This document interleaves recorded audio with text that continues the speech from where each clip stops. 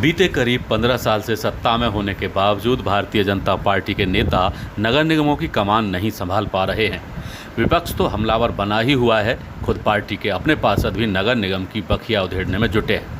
बुधवार को उत्तरी दिल्ली नगर निगम की स्थायी समिति की बैठक में स्थायी समिति के पूर्व डिप्टी चेयरमैन विजेंद्र यादव ने 3 पार्किंग के ठेकों में धांधली का मुद्दा उठाया और अधिकारियों ने इसके साथ हवा निकाल कर रख दी।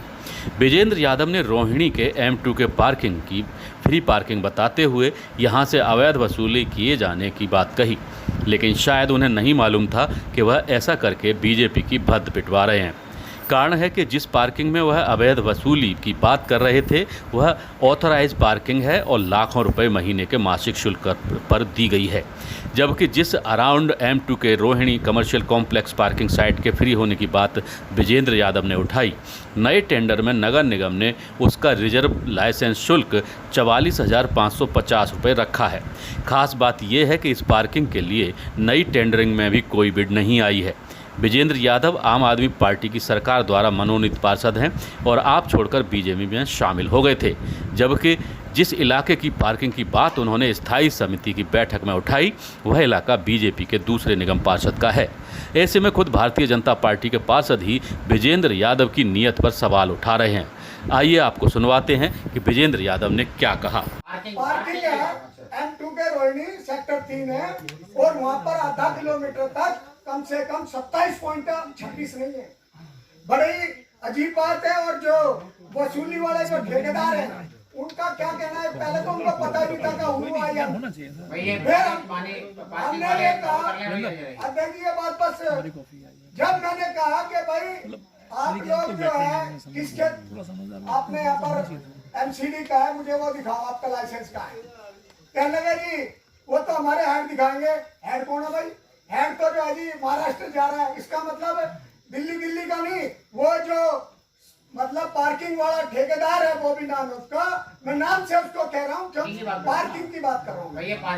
तो पार्किंग का जो सिस्टम है इसको थोड़ा सा संबंधित अधिकारी से भी मैं उत्तर दूंगा कि जिस नियमों के आधार पर पार्किंग उन्हें दे रखी है, क्या तो उनका एरिया है और किस एरिया के बिहाफ से वो वहाँ पर पार्किंग का एरिया के बिहाफ से कार्य देख रहे हैं। और कौन भिलाई के सामने धार्मिक लीला कमेटी है और परेड ग्राउंड के पास है। ये इतना विद्वान आदमी है जिसकी ये पार्किंग है, वो भी साइकिल तो मैंने अपने आप पे लगा दिया क्योंकि हम तो साइकिल के गानों के शौकीन थे। तो ये बंदा जो है वहाँ पर भी पार्किंग है।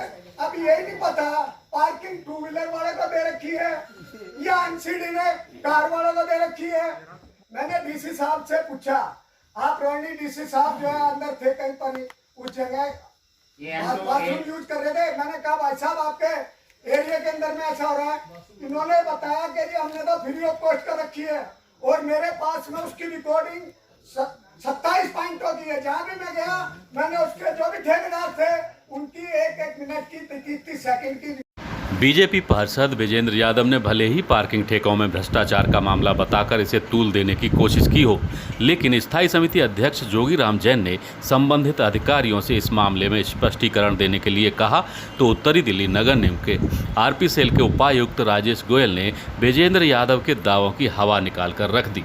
अभी प्रश्न रखा गया है M2 के पार्किंग के बारे में।